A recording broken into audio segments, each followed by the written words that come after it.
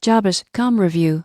Pricing explained what you get for your money. If you're hunting for a smarter way to find job opportunities, Jobotcom might be on your radar, but most people get this wrong by assuming it charges job seekers or works like a typical job board. The surprising truth is that Jobotcom is free for applicants, with pricing tied to employer listings and premium services. Employers pay to post jobs, access analytics, and highlight positions, which keeps the platform free and ad-light for candidates. Jobot's AI-driven recommendations help match your resume to relevant openings. Some premium features, like resume optimization or career coaching, may carry separate costs starting around per session or package. What you get: personalized job matching, free access to listings, and optional paid resources to improve your application success. What you give up: minimal. You can use the platform fully without paying. Paid services are optional, but they enhance your chances of landing a role faster. Here is how to evaluate. Step 1. Create a free account and complete your profile.